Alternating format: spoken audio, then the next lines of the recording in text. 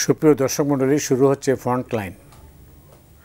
দর্শক মণ্ডলী, আমাদের সঙ্গে রয়েছেন দুজন অতিথি, ডাক্তার সাখাওয়াত হোসেন সায়ন্ত এবং হাসান মামুন। দুজনের পরিচয় সবাই জানেন। দুজনকে স্বাগত জানাচ্ছি। সায়ন্ত, আপনাকে স্বাগত জানাচ্ছি। আপনার শুনবো আপনার বক্তব্য। আপনাকে স্বাগত জানাচ্ছি হাসান মামুন। এই মুহূর্তে কি হচ্ছে, কি হবে, এটা কিন্তু চারদিকে একই আওয়াজ। দেশে একটা অনিশ্চয়তা, যেখানে যাবেন সেখানে হলে কী হচ্ছে, কী হবে, ইলেকশন হবে। তো এই গুজবটা কেন, আপনার কি মনে হয়? আপনাকে ধন্যবাদ জানাচ্ছি। এর সঙ্গে মামুন ভাই আছেন আলোচনা, এবং যারা শুনছেন সবার জন্য শুভেচ্ছা রইল। আপনি যথার্থ বলেছেন। ধরেন, যেহেতু একটু টক শোতে কথা বলি, আমাদের অনেকেই মনে করেন আমরা যদি একটু টক শোতে আসি বা একটু পত্রিকায় লেখালেখি করি, আমরা মনে হয় অনেক খোঁজ খবর রাখি এবং ভেতরের খবর কিছুটা জানি। রাইট। যেখানেই যেই অনেকেরই প্রশ্ন, ভাই কি অবস্থা, নির্বাচন কবে হবে, হবে তো, বা কি হতে যাচ্ছে, কি হচ্ছে। ঠিক আপনি উপস্থাপক হিসেবে যে প্রশ্নটা করলেন, এটা বেশিরভাগ মানুষের মনের প্রশ্ন এখন এটা। এবং ঠিক এই অনিশ্চয়তার কথাটাই আজকে অনুষ্ঠানে বিএনপির স্ট্যান্ডিং কমিটির মেম্বার আমির খসরু মাহমুদ চৌধুরীও বলেছেন, যে আমরা এক অনিশ্চয়তার মধ্যে অবস্থান করছি।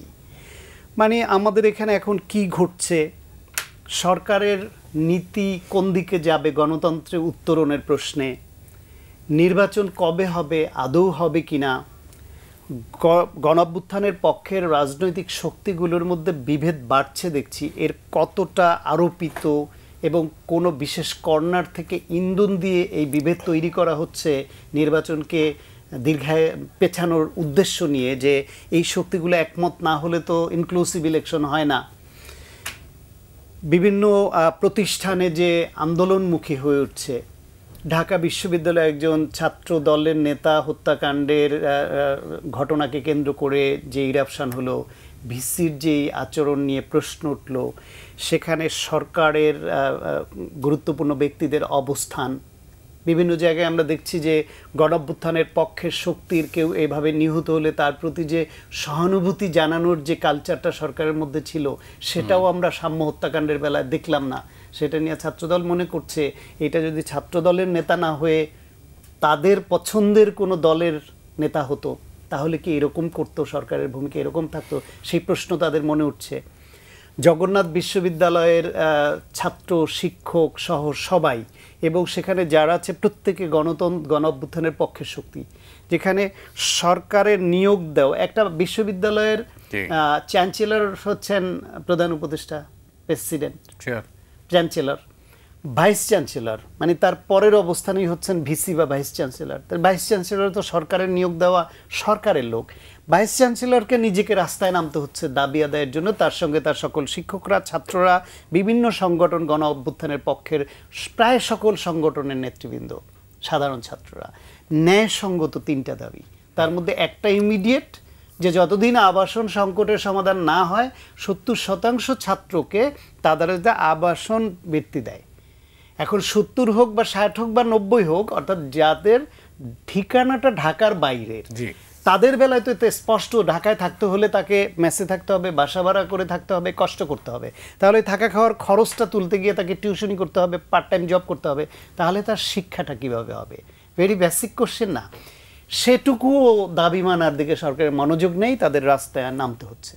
রাস্তায় নামার পরে আবার আগে এনসিপি 144 দ্বারা ভেঙে আওয়ামী লীগ নিষিদ্ধের দাবিতে যখন গেল, তখন তাদের আরামের ব্যবস্থা করলো যমুনার সামনে জল ছিটিয়ে।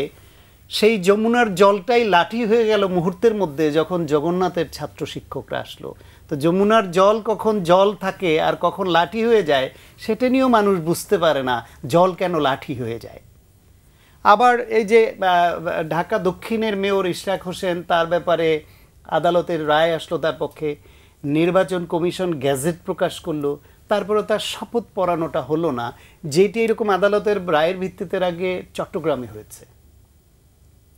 তাহলে তখন ইন্টেনশন এরকম থাকতে পারে কিনা, এই প্রশ্ন উঠতেই পারে, যে তাহলে কি উত্তরে যেরকম প্রশ্নবিদ্ধ একজন ব্যক্তিকে, যার অতীতের বিভিন্ন রাজনৈতিক ইনভলভমেন্ট নিয়ে এখন প্রশ্ন উঠছে, যে বিভিন্ন সংশ্লিষ্টতার রাষ্ট্রবিরোধী কার্যকলাপের সংশ্লিষ্টতার অভিযোগ ছিল, যার বিরুদ্ধে এরকম একজনকে শুধু তাদের অনুগত অথবা বিশেষ সুবিধা প্রাপ্ত হয়ে প্রশাসক নিয়োগ দেওয়ার মতো দক্ষিণে এরকম প্রশাসক নিয়োগ দিয়ে এই যে সরকারের মধ্যে এনসিপির যে প্রতিনিধি আছে, স্থানীয় সরকার মন্ত্রণালয়ের দায়িত্বে যে আসিফ, তাদের কোনো খায়েশ আছে কি না যে এইখানে রাজনৈতিক প্রভাব বিস্তার করবে? স্বাভাবিকভাবে ওই প্রশ্নটা এখন সামনে আসছে যে সরকারের একজন উপদেষ্টা আদালতের রায় এবং নির্বাচন কমিশনের গ্যাজেট প্রকাশের পরেও তাকে শপথ না পড়িয়ে এইটা দীর্ঘসূত্রিতার মধ্যে ফেলে আবার আইনি জটিলতার মধ্যে ঠেলে দিতে পারে বিশেষ উদ্দেশ্য নিয়ে, তাহলে তারও দিনে সামনের নির্বাচন সুষ্ঠু হবে এটা বিশ্বাস করবেন কি করে? এদের হাতেই তো নির্বাচন। ফলে সমস্ত এদের ভূমিকা নিয়ে নির্বাচন কবে হবে কি হবে সেই গদবাদে একই কথা, আমরা জুলাইয়ের মধ্যে দিব, জুলাইয়ের বাইরে যাবে না। জুলাইয়ের মধ্যে কবে আপনার তফসিল কবে নাগাদ ঘোষণা করবেন, সংস্কার কি করবেন, কবে নাগাদ আপনি নির্বাচনের ব্যাপারে করবেন, বিভিন্ন রাজনৈতিক দলের সঙ্গে একসঙ্গে অঙ্গীকার করেন, সহজ হয়ে যায়। সেই জন্য সব কিছু মিলে সরকারের সঙ্গে রাজনৈতিক দলগুলোর দূরত্ব, রাজনৈতিক দলগুলোর মধ্যে একে অপরের সঙ্গে দ্বন্দ্ব সংঘাত দূরত্ব বাড়ছে সেইটা, এবং অন্যান্য যে সামাজিক এবং বিভিন্ন প্রাতিষ্ঠানিক যে স্টেক হোল্ডার আছে রাষ্ট্রের গুরুত্বপূর্ণ, তাদের মধ্যে যে উৎকণ্ঠা এবং সরকারের সঙ্গে দূরত্ব, সব মিলিয়ে স্বস্তি পাবার মতো কোনো স্পেস তো দেখছি না। অনেক ধন্যবাদ আপনাকে হাসান মামুন। আপনি নিশ্চয়ই জানেন, যা শুনেছেন নিশ্চয়ই, যে প্রধান উপদেষ্টা ইকোনমিস্টের সাক্ষাৎকারে বলেছেন নির্বাচন হতে পারে ডিসেম্বরে, তবে 26শে জুনের পর নয়। এরপরেও কেন সংশয়, কেন রাজনৈতিক দলগুলো এর আস্থায় নিতে পারছে না, কেন, কি কারণ? একটা কথা তো সায়ন্ত ভাই বললেন যে সরকার যেসব পদক্ষেপ নিচ্ছে, সরকার বললে আসলে সুনির্দিষ্ট করে বলা হয় না, বলতে হয় সরকারের একাংশ। এই বিতর্কটা কিন্তু শুরু হয়েছে সরকার গঠনের সময় থেকেই। আমরা লক্ষ্য করলাম যে গণ অভ্যুত্থানে যে ছাত্র তরুণরা নেতৃত্ব দিয়েছিল তাদের কয়েকজন প্রতিনিধি সরকারে যোগ দিলেন। তখন এটা নিয়ে বিতর্ক প্রকাশ্যে আসেনি, কিন্তু কিছুদিন পরেই প্রশ্ন উঠল যে তাহলে সরকারটা কী ধরনের সরকার, এ নিয়ে কিন্তু বিতর্কের সূত্রপাত। এবং পরে তাদের যে ভূমিকা সরকারে থেকে, মানে তাদের একাংশ সরকারের বাইরে, একাংশ সরকারের মধ্যে, তাদেরকে দেখা গেল যে বিভিন্ন ইস্যুতে সরকারের ভেতরে থেকেও বক্তব্য দিতে, বিশেষ করে ফেসবুকে। এবং এখন কিন্তু একটা কথা উঠছে যে ফেসবুক অ্যাক্টিভিটিটা যদি বন্ধ করা যেত, মানে তাদের ফেসবুক অ্যাকাউন্ট যদি প্রধান উপদেষ্টা রেখে দিতে পারতেন তাহলে কন্ট্রোল করতে পারতেন। আমি বলবো যে এটা ঘিরেও সংকটের কিন্তু অনেক বিস্তার ঘটেছে।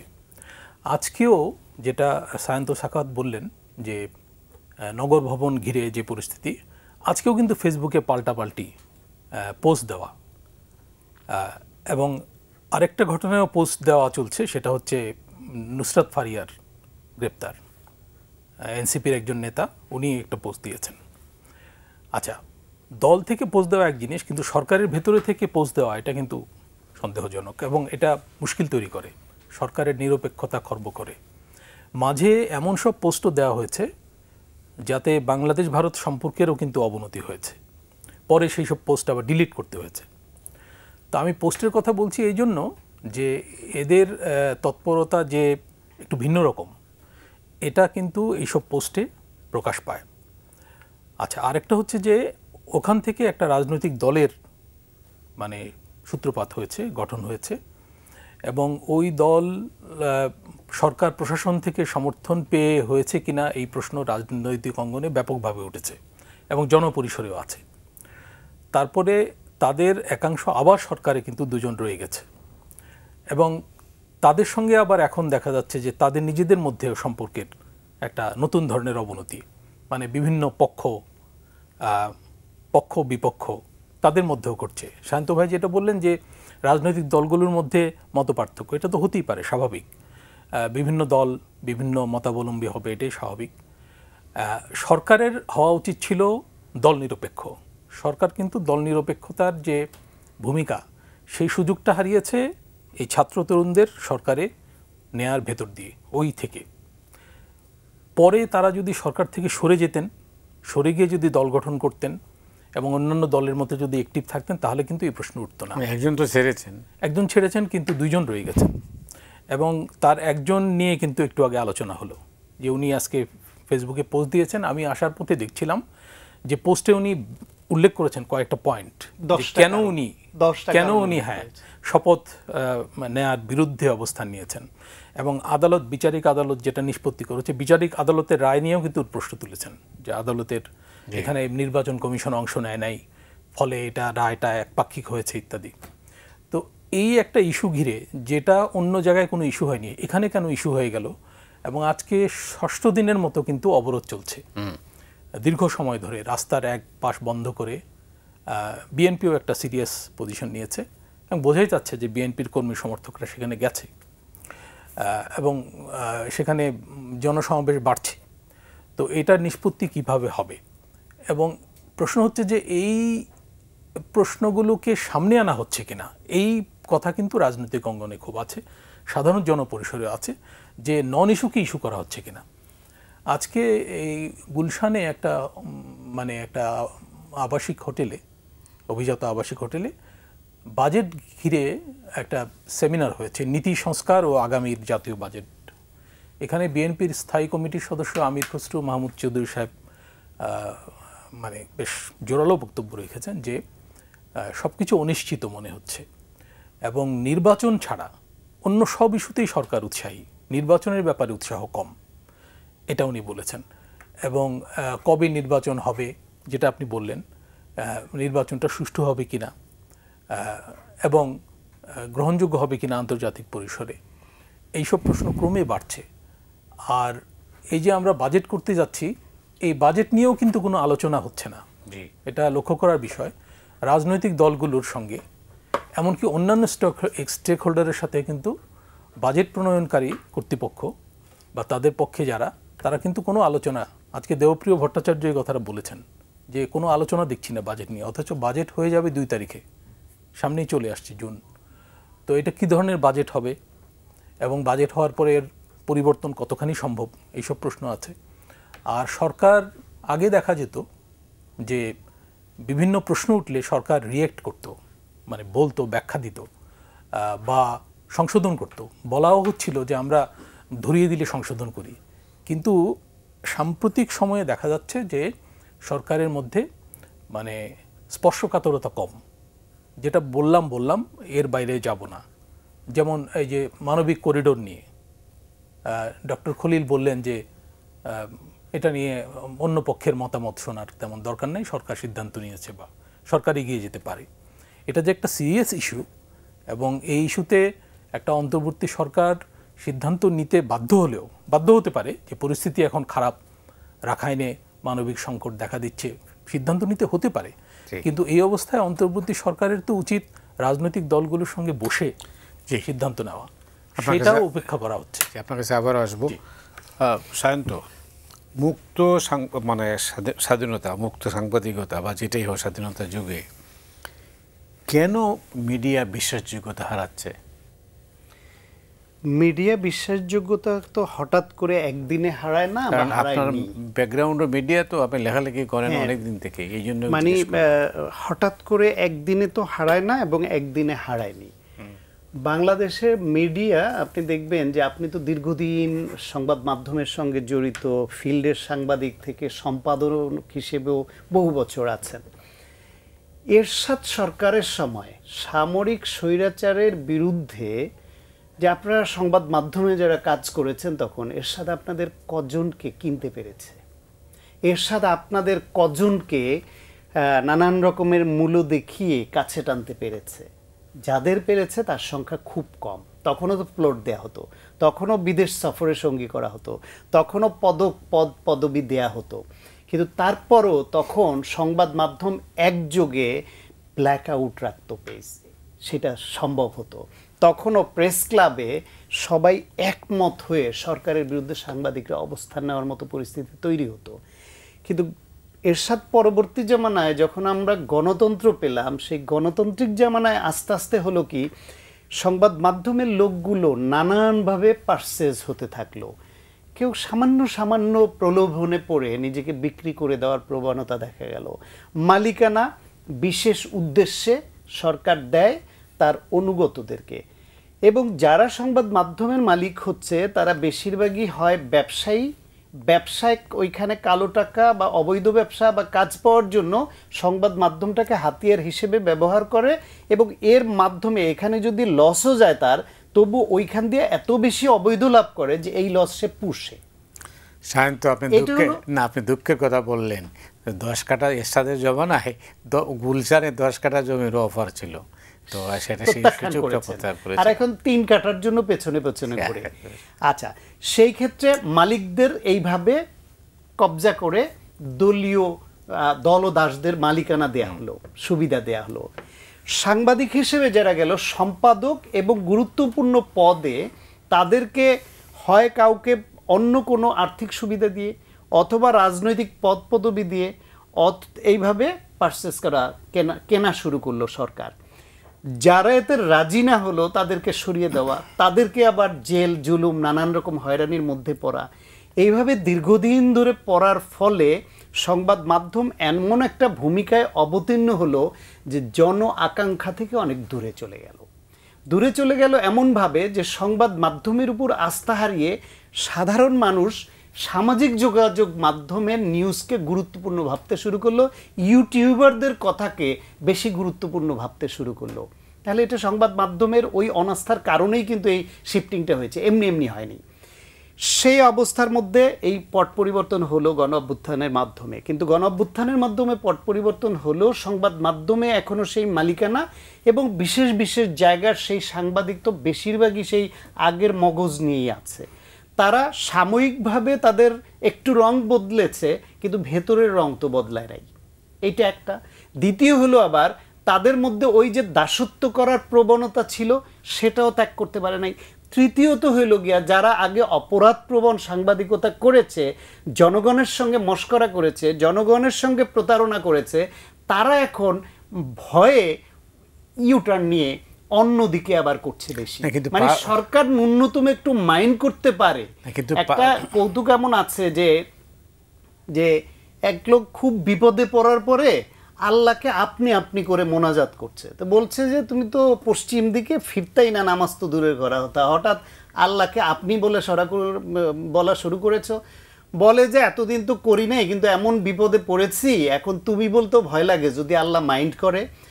সেই রকম যারা আগে এরকম নানান রকম দলদাস হয়ে সংবাদ মাধ্যমে সার্ভিস দিয়েছে, তারা এখন আবার এই সরকারকে বা এই গণ অভ্যুত্থানের এই ট্যাগ লাগিয়ে, ফ্যাসিবাদের ট্যাগ লাগিয়ে আবার কি বিপদগ্রস্ত করে সেই ভয়ে আবার এমন সাংবাদিকতা শুরু করেছে যে এখনো আসলে সাংবাদিকতা বলতে কিছু ফিরে আসছে না। সরকারের তরফ থেকে লিবার্টি দেওয়া হচ্ছে। 5 আগস্টের পরে তো অবস্থার কিছুটা হইলেও পরিবর্তন হয়েছে, খুব হয়েছে এটা বলা যাবে না, সুর বদলেছে। আগে একতরফা অন্যদিকে ছিল, এখন একতরফা অন্যদিকে বেশিরভাগ আসছে।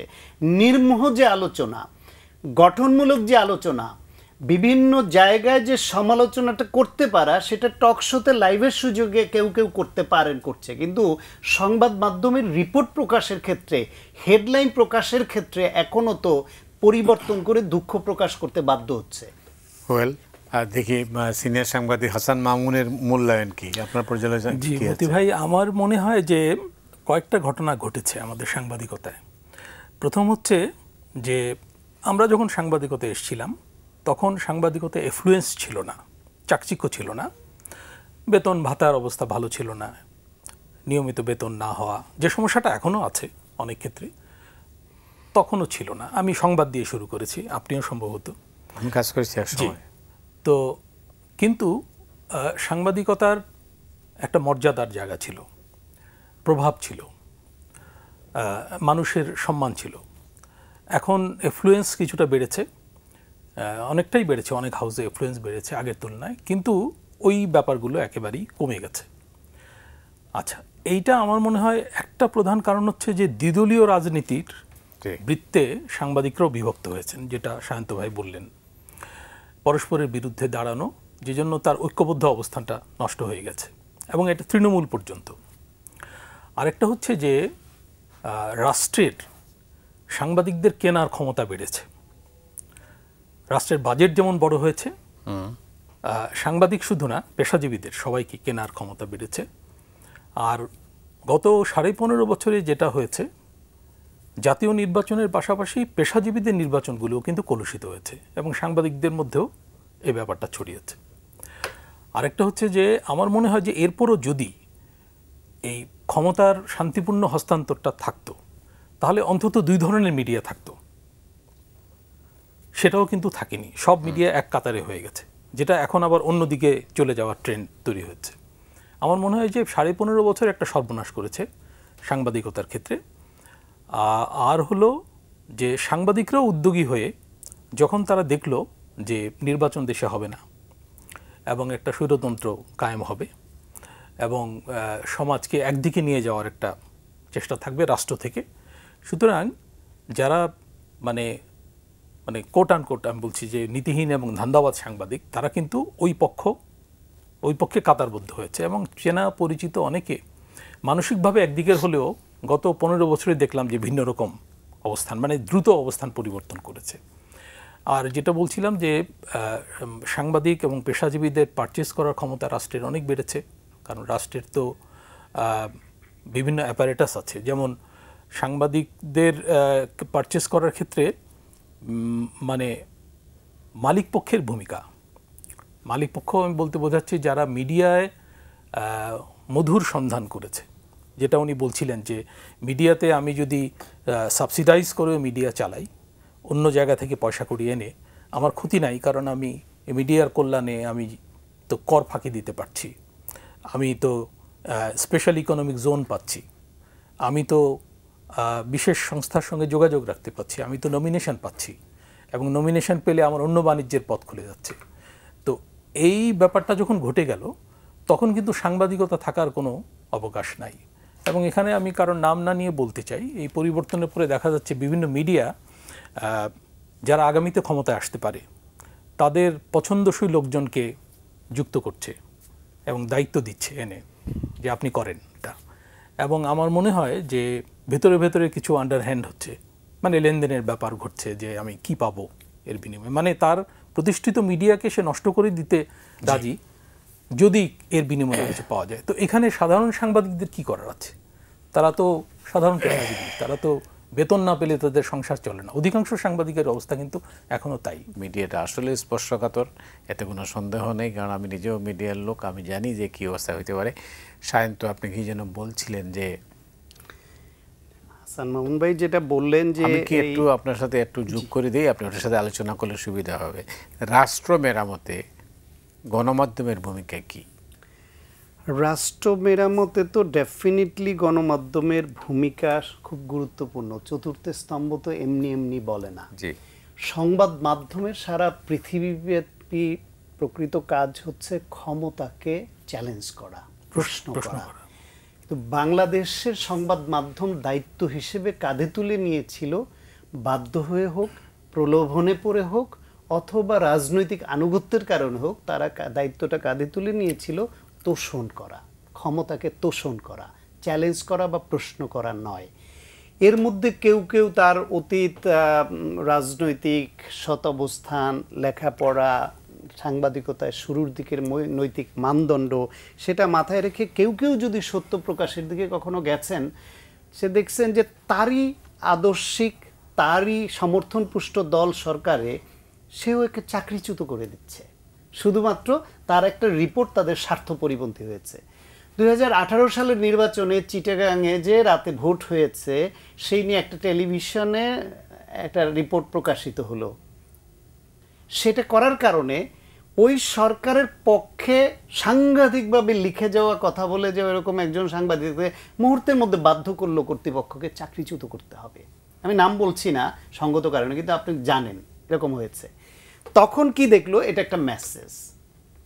তিনিও পরে আবার নানানভাবে চাকরিটা ফেরত পেতে চেষ্টা করতে হলো, আনুগত্য স্বীকার করে, তখন তো ফ্যামিলি চলতে হবে। আর অন্যদের জন্য একটা মেসেজ হয়ে গেল, তার পক্ষের অনুগত তাকে পর্যন্ত ছাড়েনি, তো আমার কি হবে? না, আর একটু হলে একটু নিচের দিকে সাধারণ সাংবাদিক যারা এই বেতনের উপর নির্ভর করে সংসার চালায়, এই ঢাকা শহরে একটা বাসা ভাড়া দিয়ে খেয়ে পড়ে 2 বাচ্চা, স্ত্রী, বাবা মা যদি থাকে, চলতে হলে ন্যূনতম কতটা টাকা লাগে? একজন সাধারণ লেভেলের সাংবাদিক সব হাউজে আপনি গুনে দেখেন কয়টা টাকা বেতন পায়। সেইটা আবার অনেক হাউজেই মাসেরটা মাসে পায় না, 2 মাস 3 মাস বন্ধ, রেগুলার পায় না। তাহলে ওই সাংবাদিক তো বেনিফিট পায়নি, বেনিফিট পেয়েছে যারা ওই সরকার তোষণনীতি, ক্ষমতার তোষণনীতির ধান্দাবাজি, পেশাজীবীদের রাজনীতির নাম করে কাজ না করেও বিভিন্ন পক্ষের সঙ্গে হাত মিলাতে পেরেছে তারা। আপনি যেটা বলছেন আপনার সঙ্গে আমি একমত, কিন্তু সাংবাদিকরা তো আলাদা দ্বীপের বাসিন্দা না। না, এইটা আমি একমত, যেটা মামুন ভাইও সাংবাদিক বলতে গিয়ে বারবারই পেশাজীবী বলেছেন। আমি নিজে পেশায় চিকিৎসক। কিছুদিন আগে একটা পত্রিকায় কলাম লিখেছি, বলছি পেশাজীবীদের এই রাজনীতির দরকারটা কি, যেখানে একজন পেশাজীবী আওয়ামী লীগের থেকে বড় আওয়ামী লীগ, বিএনপির থেকে বড় বিএনপি, জামাতের থেকে বড় জামাত, দরকারটা কি? এই যে একটু আগে বললেন, এখন ওইখানে হিসাব করে দেখা যাবে নেতৃত্ব দেওয়া কিছু সংখ্যক লোক বেনিফিটেড হয়, পদ পায়।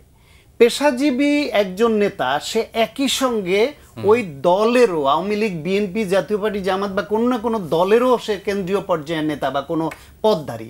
তাহলে যে দলের পদধারী সে তো পেশার উন্নয়নের জন্য, পেশার সদস্যদের উন্নয়নের জন্য দেন দরবার করে সরকারের বিরুদ্ধে যে দাঁড়াবে সেই সক্ষমতা তার থাকে না, তাহলে পার্টির পদ থাকে না। তো সুতরাং সেই পেশাজীবী একই সঙ্গে দ্বৈত সত্তা নিয়ে কিছুই হয় না। সাংবাদিকদের মধ্যে আওয়ামী লীগপন্থী, আপনার ঢাকা সাংবাদিক ইউনিয়ন আপনার ব্র্যাকেটে লিখতে হয় একাংশ। একাংশ মানে কি আমরা জানি, একটা বিএনপিপন্থী, একটা আওয়ামী লীগপন্থী, আবার জামাতপন্থীরা আবার কোন দিকে যাবে তাদের কোন অংশ, সেটা আবার আলাদা হিসাব। শিক্ষকদের মধ্যে এত দলাদলি, এত রাজনীতি, এত লাল নীল সাদা কালো, এত রং কেন? শিক্ষকরা তো শিক্ষক, তাদের তো রং দরকার হয় কেন? চিকিৎসকরা সেটা বললাম তো, যে আমি নিজে আগেই বলেছি, আমি নিজে চিকিৎসক, আমি নিজেই লিখেছি যে চিকিৎসকদের এত রাজনীতি করে এই পন্থী ওই পন্থী হওয়াটা এত গুরুত্বপূর্ণ কেন যে এদের থেকে বড় হয়? আপনি কৃষিবিদ বলেন, ইঞ্জিনিয়ার বলেন, সমস্ত কিছু তো ধ্বংস করে ফেলা হয়েছে রাজনৈতিক মেরুকরণ দ্বারা। এবং মূল দলের রাজনীতিবিদরা যতটা না করে, রাজনৈতিক পোলারাইজেশন নিয়ে যতটা না নিজেরা দ্বন্দ্বে লিপ্ত হয়, তার থেকে বেশি দ্বন্দ্বে লিপ্ত হয় পেশাজীবীরা নিজেদের মধ্যে, একেবারে শত্রুতায় পরিণত হয়। সাংবাদিকদের ছোট ছোট বিটের যে সংগঠন আছে, সেই বিট সাংবাদিকতাদের তাদের সংগঠনের নির্বাচন পর্যন্ত বা কমিটি গঠন পর্যন্ত ডিজিএফআই অমুক তমুক বাহিনী নাকি যুক্ত হতো, বলে দিত এইবার সভাপতি হবে, সেক্রেটারি হবে, আপনি ক্যান্ডিডেটই হবেন না। এই যেই দেশে সাংবাদিকতার মতো পেশাকে বাহিনী দিয়ে নিয়ন্ত্রণ করা হয়, পারচেস করা হয়, ভয় দেখিয়ে চালানো হয়, প্রেস ক্লাবের মতো জাতীয় প্রতিষ্ঠানকে দখল পাল্টা দখল হবে, সেই সাংবাদিকদের থেকে মানুষ তো আশা করতেই দুরাশায় ভোগে। জি মামুন, আপনার মূল্যায়ন কি? ভাই, আমার যেটা মনে হয় যে আসলে আপনি যেটা বললেন যে সাংবাদিকরা তো আলাদা কিছু না বা বিচ্ছিন্ন কোনো দ্বীপের বাসিন্দা না, সেটা অবশ্যই, এটাকে আমি একটু রাজনীতি ঠিক না হলে তো আমি এই প্রসঙ্গটাই একটু বলতে চাই যে আমাদের এই যে দুই দলের মধ্যে যে চর্চা বেড়েছে, তারা যেভাবে দেখেছে তাদের অঙ্গ সংগঠন, সহযোগী সংগঠন বা তাদের সমর্থক পেশাজীবী সংগঠনগুলোকে, এর প্রভাব কিন্তু পড়েছে সাংবাদিকতার উপর। আচ্ছা, 1 নম্বর। 2 নম্বর হচ্ছে যে আমাদের এই যে আমলা, তারপরে ব্যবসায়ী এবং রাজনীতিবিদের এই যে অশুভ চক্র, যেটা এখনো ভাঙেনি, এখনো বারবার আলোচনায় আসছে, এটার মধ্যে কিন্তু সাংবাদিকতা পড়ে গেছে। এবং এই যে মালিক পক্ষ যদি তার ব্যবসার সাইনবোর্ড হিসেবে কিংবা ব্যবসা সুরক্ষার জন্য যদি সাংবাদিকতাকে ব্যবহারের সিদ্ধান্ত নেয়, সেখানে একজন সাধারণ সাংবাদিক যাকে বেতনের উপর নির্ভর করতে হয়, সে কী করবে? এটা একটা বিরাট প্রশ্ন। ফলে তাকে দায়ী করার সুযোগও কিন্তু কম। আমার পরিচিত 2-1 জন সম্পাদক, সিইও আছেন যাদেরকে মামলায় জড়ানো হয়েছে এই সরকারের আমলে। তাদের একজন ওই দিন বলছিলেন, কি বন্ধু কথা প্রসঙ্গে বলছিলেন যে দেখেন, আমিও প্রধানমন্ত্রীর প্রেস কনফারেন্সে যেতাম, পেছনে বসে থাকতাম, প্রশ্ন করি নাই জীবনে, কারণ আমি জানতাম যে এগুলো নিয়ে সমস্যা হবে। হ্যাঁ, কিন্তু আমি তো বাঁচতে পারলাম না, আমাকেও মামলায় জড়ানো হয়েছে। তো আমি যদি না যেতাম, প্রশ্ন না করাটা একটা অপরাধ ছিল কিনা? না, প্রশ্ন না করা, সেটা তো সেই তোষণের মধ্যে প্রশ্ন না করে তিনি বসেছিলেন, সেখানে চিহ্নিত সাংবাদিক হিসেবে গেলেন কেন? যেমন আমাদেরকে কোনোদিন ডাকে নাই, না, তিনি তো যাওয়ার দাওয়াত পেতেন, যাওয়ার দাওয়াত পেয়ে সাংবাদিক হিসেবে দায়িত্ব পালন না করে, প্রশ্ন না করে বসে থাকাটা সম্মতি দিয়েছেন। প্রশ্ন করতে হলে তো ওইরকম প্রশ্ন করতে হতো, উনি জানেন। তাহলে যেতে হবে কেন তাকে? উনি অ্যাভয়েড করেছেন। তিনি চেহারা দেখাবেন, হাজিরা দিবেন, প্রশ্ন করে বিব্রত করবেন না, বসে থাকবেন, আবার এখন বলবেন আমি তো প্রশ্ন করিনি, আমাকে কেন ধরা হবে? তার পজিশনটা আমি বলছি, এটা হয় না। তার পজিশনটা হচ্ছে যে আমি না যে থাকতে পারতাম না, কারণ আমার মালিক পক্ষ থেকেও প্রেশার আসতো যে তুমি যাও না কেন। মতি ভাই জিনিসটা বুঝবেন, হাজিরা দিয়ে কাজ আদায় করে আনতে হবে। না মালিক, এই যে আমি এই জন্যই বলছি, হ্যাঁ, মালিক পক্ষ থেকে প্রেশার আসতো যে আপনি যে একেবারে যাচ্ছেন না, এটা তো ঠিক না, আপনি যান, অন্তত প্রশ্ন করেন না, কিন্তু যান, হাজিরা দেন। তো হাজিরা দিলে আবার সমস্যা, যে প্রশ্ন কেন করছেন না, সেও কিন্তু মামলা এড়াতে পারেনি। তাহলে প্রশ্ন হচ্ছে যে এই লোকটা কি করবে, মানে এই জন্য মালিকানার প্রশ্নটা আমি বিশেষভাবে এনেছিলাম। শুধু মালিকদের সমস্যাটা না এটা, জি, এটা সাংবাদিকদের সমস্যা। হ্যাঁ, সাংবাদিকদের সমস্যা। আগেও তো মালিক ছিলেন। জি, আগেও মালিক ছিলেন, কিন্তু আগে মালিকরা, মতি ভাই আমার যেটা মনে হয় যে সাংবাদিকতা ব্যবহারের যে সুযোগ আছে এটা ওইভাবেও ফিল করতেন না, বা সমাজ রাজনীতি ওই জায়গায় ছিল না। এখন ব্যাপারটা এমন জায়গায় এসছে যে তারা জানেন যে মিডিয়ার শক্তি কতখানি। আগে দেখা যেত যে, যেমন আমি আমদুল কবির সাহেবের কথা বলতে পারি, বা তার আগে সংবাদ যারা চালাতেন তারা এক দৃষ্টিভঙ্গি নিয়ে চালাতেন, কিন্তু এর পরবর্তীকালে কি হয়েছে? এর পরবর্তীকালে যেটা হয়েছে যে আমাকে বিজ্ঞাপন পেতে হবে, সরকারি বিজ্ঞাপন, এবং বিজ্ঞাপন দিয়ে আমাকে চলতে হবে। সুতরাং আমাকে সরকার তোষণ নীতিতে যেতে হবে, নাহলে আমি মিডিয়া রাখতে পারবো না। এটা হচ্ছে তার একটা ব্যাপার। আরেকটা হচ্ছে যে এই আমি টেলিভিশন করছি অমুক গ্রুপের কাছ থেকে সমর্থন নিয়ে, সেই গ্রুপ সরকারের সঙ্গে সহমত, সেই গ্রুপ হচ্ছে অন্য ব্যবসা করছে, এখানে সেই গ্রুপ যদি বিজনেস নাও হয় তার কোনো সমস্যা নেই। সুতরাং আমি এটা জানি, আমি যদি টেলিভিশন চালাই বা পত্রিকা চালাই, আমি তো সেটা বুঝেই চালাবো, আমি সরকার তোষণ করব। আমি বলছি যে এই বাস্তবতায় একজন পেশাজীবী সাংবাদিকের আসলে এক ধরনের অসহায়ত্ব আছে। এই অসহায়ত্বটা আমাদের এটাও বিবেচনায় নেওয়া দরকার। রাষ্ট্র এবং সরকারের এত চাপের মধ্যে এবং এই ধরনের পুঁজির এত চাপের মধ্যে একজন সাংবাদিকের পক্ষে কিন্তু নিরপেক্ষতা বজায় রাখা খুবই কঠিন আমার মনে হয়। ফলে এটা ক্ষতিগ্রস্ত যে হতে চায় না ভীষণভাবে, তার পক্ষেই সম্ভব এই পরিস্থিতিতে সাংবাদিকতা মেনটেন করে যাওয়া। একটু দ্বিমত করি আপনার শেষের কথায়। সাংবাদিক হিসেবে আপনার সঙ্গী, আপনার কলিগ, আপনার এটুকু সহানুভূতি খুব স্বাভাবিক। আমিও সাংবাদিকতায় দীর্ঘদিন ছিলাম, আমারও মায়া আছে, কিন্তু শুধুমাত্র বাধ্য হয়ে বা অসহায় হলে হতো না। আমি শুরুতেই বলেছি এরশাদ জামানায় নানাবিধ প্রেশারের কাছে তো মতি ভাই বিক্রি হন নাই। এই গত 16 বছরও তো নুরুল কবিররা বিক্রি হন নাই, মতিউর রহমান চৌধুরীরা বিক্রি হন নাই। তাহলে যাদেরকে বিক্রি হতে হয়েছে তাদেরকে বাধ্য করতো কিনা এটা আমরা দেখতাম, তারা আসলে প্রলোভনে পড়েছিল বেশিরভাগ। আর তারা যারা সরকারের প্রলোভনে নিজের আখের গুছিয়েছে, কয় টাকা বেতন পেয়ে এই ফ্ল্যাট গাড়ি বাড়ি বিট করা সাংবাদিকরা, প্রধানমন্ত্রীর বিট আওয়ামী লীগ বিট করলেই গাড়ি বাড়ি ব্যালেন্স বেড়ে যায় হু হু করে। কোত্থেকে আসে আমরা জানি তো কোত্থেকে আসে। এবং সেই লোকগুলাই তার অফিসের যে ওয়েজ বোর্ড পায় না, যে ঠিকমতো বেতন পায় না, সে কিভাবে খেয়ে পড়ে চড়ে তার খোঁজটাও নিয়েছে। এই সাংবাদিক নেতারা যারা বড় বড় নেতার অবস্থানে নিয়ে তার নিজের স্বার্থ উদ্ধার করেছে, এই খোঁজটা নিয়েছে। একজন সাংবাদিক নেতা, তিনি তো সাগরণী হত্যাকে কেন্দ্রকে আন্দোলনে নামলেন, চেহারা দেখালেন, একটু কঠিন কঠিন কথা বলে সেটাকে পুঁজি করে উপদেষ্টা হয়ে গেলেন। আসলে নিজের আখের গোছানোর হাতিয়ার হিসেবে তারা স্ট্যান্ডবাজি করেছেন। সুতরাং অসহায় হয়ে করেছেন। এইরকম সংখ্যা হচ্ছে মিড লেভেল বা তার নিচের সাংবাদিকদের বলতে পারেন। উপরের দিকের যারা, এরা বেশিরভাগ নিজের স্বার্থ, রাজনৈতিক আনুগত্য, প্রলোভন, এই সব কারণে নিজেকে বিকিয়ে দিয়েছেন। আচ্ছা সায়ন্ত, যে মব কালচার, অনেকেই বলছেন যে মব কালচার বা স্বাধীন সাংবাদিকতার গতি রোধ করছে, আপনার কি মত? ওই যে আগের আলোচনায় বলেছি, এটা রোধ করছে কেন? কারণ হচ্ছে এই সাংবাদিকদের অনেকেরই নৈতিক অবস্থান দুর্বল। দুর্বল কেন? তার এই 16 বছরের ভূমিকাটা প্রশ্নবিদ্ধ। হয় গিয়ে ওই দুহাতে তেল নিয়ে প্রশ্ন করেছে, অথবা দুহাতে তেল নিয়ে প্রশ্ন না করে বসে থেকেছে যে আমি প্রশ্ন করিনি, এই অবস্থান এখন নিচ্ছেন, অথবা লিখে বলে সমর্থন করেছেন। এই টক শোতে এসে সাংবাদিকদের অনেকে এসে গুমের মতো জঘন্য অপরাধ, সেটা যখন আমরা তুলে ধরতাম আমাদের সঙ্গে তর্ক করে আমাদের উপহাসের পাত্র করতেন। এই সাংবাদিকরাই এসে যারা টকশোতে কথা বলতেন, তারা সংবাদ মাধ্যমের স্বাধীনতা নিয়ে আমরা কথা বলতে গেলে তারা অবাধ স্বাধীনতার পক্ষে কথা বলতেন, অবস্থান নিতেন। এই সাংবাদিকরাই ক্রস ফায়ার বা এক্সট্রা জুডিশিয়াল কিলিংয়ের বিপক্ষে একটা কথা বলেন নাই। দেশ থেকে টাকা পাচার হয়েছে সেটা আমরা যখন তুলে ধরতাম, সেই পরিসংখ্যানকে তারা ডিনায়ালের পথে হাঁটতেন যে এই টাকা পাচার হয় নাই। সেকেন্ড হোম নিয়ে কানাডার কি ওই যে বেগমপাড়া নিয়ে তারা তো কোনো প্রশ্নেই কখনো আমাদের সঙ্গে আপনার সঙ্গে একমত হয়নি। তাহলে এই অবস্থানটা যাদের ছিল তারা এখন ভাবে যে সে কি লিখবে, যদি একটা শব্দ একটু অন্যরকম হয় তাহলে অতীত ওই ভুলের তাকে তাড়িয়ে বেড়ায়, যে তখন তো আমাকে পেয়ে বসবে যে এই যে ফ্যাসিবাদের দোসর এতদিন ছিল এখনও ঘাপটি মেরে বসে তাই করছে। ফলে মবটা ওইখানে যাচ্ছে বেশি, তারা আতঙ্কে থাকে।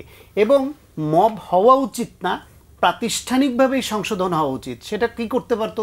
মালিক পক্ষ, হাউস কর্তৃপক্ষ, যারা যারা এই অপকর্মগুলা করেছে চিহ্নিত করে তাদেরকে তো সসম্মানেই বিদায় দিতে পারতো, যে পরিবর্তিত পরিস্থিতির এই সাংবাদিকতা তোমার কাজ নয়, কারণ তোমার কপালে কালিমা লেপন হয়ে গেছে, তুমি এই সাংবাদিকতা করতে পারো না।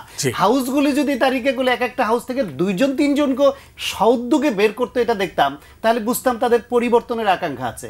তারা যেটুকু করছে সেটাই তো মব বলেন আর প্রেশার বলেন বা অন্যের কথার ভয়ে বলেন সেটা করেছে। আপনি কি বিশ্বাস করেন যে এমন কোনো হাউস পাবেন যেখানে 2জন 5জন সাংবাদিকও ছিল না যারা অন্যায় সাংবাদিকতা করেছে? তাহলে তাদের বিরুদ্ধে ওই হাউস, ওই কর্তৃপক্ষ কেন একজনের বিরুদ্ধে ব্যবস্থা নেয়নি? নিয়েছে যে কটা, বাধ্য হয়ে নিয়েছে, বলার পরে একে সম্পাদক থেকে বাদ দিলাম, এর এই পদ থেকে বাদ দিলাম, কেন? Thank you. না হাসান, আপনি তো নিশ্চয়ই লক্ষ্য করছেন যে সায়ন্ত মানে সাংবাদিকদেরকে আসামের কাঠগড়ায় দাঁড় করিয়েছেন, যদিও তিনি নিজেও একজন সাংবাদিক এখন ছিলেন, এখনও আছেন, এখনও লেখেন। হ্যাঁ, বাস্তব অবস্থা তাই। যেমন আমি যে অনুষ্ঠানটা এখন বসে কথা বলছি আমরা, এই অনুষ্ঠানটা বন্ধ করে দেওয়া হলো। সাধারণত জানা আছে যে কী কারণে, কারণ একটাই, এখানে সত্য কথা বলার চেষ্টা করা হতো, চেষ্টা করা খুবই লিমিটেড চেষ্টা, তো সেই চেষ্টাও হইতে দেওয়া হয়নি। কিন্তু আমার কথা হলো আপনার কাছে প্রশ্ন যে এই অবস্থার তো মোকাবেলা আমরা করতে পারতাম সম্মিলিতভাবে, সেটা পারলাম না কেন? পাকিস্তান আমলে বা বাংলাদেশ আমলে সাংবাদিকরা আপনি বলছেন যে একসঙ্গে মোকাবেলা করেছেন পরিস্থিতি। এরশাদের আমলে পত্রিকা বন্ধ ছিল, সব পত্রিকা বন্ধ করে দেওয়া হয়েছিল, নিজেরা সিদ্ধান্ত নিয়ে এক কলম ফাঁকা রাখা হয়েছে। তো এই পরিস্থিতি থেকে আমরা হঠাৎ করে বেরিলাম কেন, কীভাবে হইল? আজকে দেশে যেটা গণতন্ত্র নাই, আপনার সংবাদপত্রের স্বাধীনতা নাই, আমরা যে কথাগুলো বলছি, এটা তো পুরোটা আসামি কাঠগড়ায় আমি বলবো না, আমি বলবো যে আমাদের অবদান একেবারে কম না। আপনার কি মনে হয়? জি, আমাদের অবদান তো আছে। আমি একটু আমার বক্তব্য হয়তো কনফিউশন তৈরি হচ্ছে। আমি আসলে বলতে চেয়েছিলাম যে অনেকে বাধ্য হয়ে এই কাজটা করতে বাধ্য হয়ে করেছে, কিন্তু অনেকে স্বতঃপ্রণোদিত হয়ে করে নি, ব্যাপারটা তো তা না। আমরা তো দেখেছিলাম যে সাংবাদিকদের মধ্যে একটা গ্রুপ তৈরি হয়েছিল যাদের কাজ ছিল বিশেষ জায়গায় বসে প্রত্যেকটা মিডিয়াকে নিয়ন্ত্রণ করা, মিডিয়াতে কার পদোন্নতি হবে, কার পদোন্নতি হবে, কার চাকরি থাকবে না, এগুলো নির্ধারণ করা, এবং এর সঙ্গে গোয়েন্দা সংস্থা পর্যন্ত জড়িত হয়েছিল। আমার নিজের অভিজ্ঞতা আছে, একটা বের হতে যাওয়া পত্রিকাকে টিপে মেরে ফেলা হয়েছে সামরিক গোয়েন্দাদের তরফ থেকে, আমি নিজের সাক্ষী। সুতরাং আমি জানি না বিষয়টা তা না, এগুলো হয়েছে। আচ্ছা, সাংবাদিকদের ভেতর থেকে যদি প্রতিরোধ থাকতো কাজটা সহজ হতো না, প্রতিরোধটা ছিল না। এবং এখানে আমি বলতে চাচ্ছি যে প্রতিরোধ না থাকার প্রধানতম কারণ হলো এই যে দ্বিদলীয় বৃত্তের মধ্যে সাংবাদিকরা ঢুকে গেল। আরেকটা হচ্ছে যে সমৃদ্ধির তাড়া, এফ্লুয়েন্সের তাড়া, এটা কিন্তু উপেক্ষা করা খুব কঠিন। আমি একটু বলেছিলাম আমার বক্তব্যের শেষে যে যারা এই বাস্তবতার মধ্যে যারা নীতি আদর্শ বজায় রাখতে চেয়েছে তারা কিন্তু পিছিয়ে গেছে, বড় হতে পারেনি। যেমন উনি বলেছেন কয়েকজন সম্পাদকের নাম, যাদের মিডিয়া বড় হতে পারেনি, কারণ তারা ওই যে পুঁজির আনুকূল্য পায়নি, রাষ্ট্রের আনুকূল্য পায়নি, বিজ্ঞাপন পায়নি। বড় হতে পারে কিন্তু মানুষ হিসেবে তারা মানুষের মনে তারা অনেক বড় হয়েছে, তারা বড় হয়েছে। এটা কি কম প্রাপ্তি? অবশ্যই বড় প্রাপ্তি। এবং কালকে একটা বড় পত্রিকায় একজন সম্পাদকের সাক্ষাৎকার প্রকাশিত হয়েছে, আমি মনে করি এটা তার প্রাপ্তি। অন্য পত্রিকায় তার সাক্ষাৎকার প্রকাশিত হয়েছে। আর বাংলাদেশে কিন্তু খুব কম সম্পাদক এখন ঝামেলামুক্ত আছেন, কেউ না কেউ প্রত্যেকেই কোনো না কোনো ঝামেলার মধ্যে আছেন, বিকজ বিগত শাসনামলে তাদের ভূমিকা সাংবাদিকতার অনুকূলে ছিল না বা রাষ্ট্র গঠনের অনুকূলে ছিল না, এর বিরুদ্ধে ছিল, এবং তাদের কারণে আসলে সাধারণ সাংবাদিকরাও ভূমিকা রাখতে পারেনি, যারা মানে ওই যে পরিবার চালাতে গিয়ে বেতনের উপর নির্ভরশীল ইত্যাদি। আচ্ছা, আমি যেটা বলতে চাই যে একটা রাষ্ট্র যদি গণতান্ত্রিক হয়ে না ওঠে, সমাজ যদি গণতান্ত্রিক না হয়, এবং ওখানে যদি মানে জাতীয় বুর্জোয়া শ্রেণীর বিকাশ না ঘটে, তাহলে কিন্তু ভালো মিডিয়া আমরা আশা করতে পারি না। এমনকি আপনি লক্ষ্য করবেন ভারতে এত অগ্রগতির পরও গদি মিডিয়ার জন্ম হয়েছে, কারণ সেখানে রাজনীতি কলুষিত হয়েছে এবং রাজনীতি একদিকে চলে গেছে, যে জন্য বাংলাদেশ প্রশ্নে, ভারত পাকিস্তান যুদ্ধের প্রশ্নে ওখানকার অধিকাংশ মিডিয়ার ভূমিকা কিন্তু আশ্চর্যজনকভাবে খারাপ, এবং তাদের রেটিংয়েও কিন্তু তারা অনেক পিছিয়ে গেছে। শেষ করতে হবে। জি, সুতরাং আমরা মানে মিডিয়ার সমস্যাটাকে আলাদাভাবে দেখার বোধহয় সুযোগ নাই, এটাকে দেশের যে গণতান্ত্রিক রূপান্তর এর সঙ্গে এর সম্পর্ক আছে, এতে প্রভাব বিস্তারের সুযোগ আছে, আবার এর প্রভাবও এর উপর পড়বে, এটাও স্বাভাবিক আমার মনে হয়। অনেক ধন্যবাদ। 30 সেকেন্ড আছে। আলাদাভাবে একটু দেখতে হবে আমাদের। কেন দেখতে হবে? সবাই পেশাজীবী, কিন্তু একজন চিকিৎসকও পেশাজীবী, তার হাতে রোগীর জীবন মরণ আল্লাহর পরে। অন্য পেশাজীবীদের সঙ্গে তুলনার দিকে একইভাবে চিকিৎসক যদি গা ভাসায়, এটা তাদের ছাড় দেওয়ার সুযোগ নাই, আলাদাভাবে দেখা হয়। ঠিক একইভাবে সংবাদ মাধ্যমে যারা, তিনি প্রতিদিন বলেন, প্রতিদিন লেখেন, তার হাত দিয়া রাষ্ট্র গঠন হওয়ায় ভূমিকা রাখতে পারেন, অথবা রাষ্ট্রের কালচার এবং গোটা ব্যবস্থাকে ধ্বংস করায় ভূমিকা রাখতে পারেন প্রতিদিন। ফলে তাদেরকে অবশ্যই আলাদাভাবে দেখতে হবে। সায়ন্ত, অনেক ধন্যবাদ আপনাকে। ধন্যবাদ হাসান মামুন আপনাকেও। অনেক সুন্দর আলোচনা, মানে আরও দীর্ঘ আলোচনা হতে পারতো এটা নিয়ে, এই সাবজেক্ট নিয়ে। যাই হোক, অন্য একদিন আলোচনা করব। দর্শক মণ্ডলী, আজ এ পর্যন্তই। আপনারা সবাই ভালো থাকুন।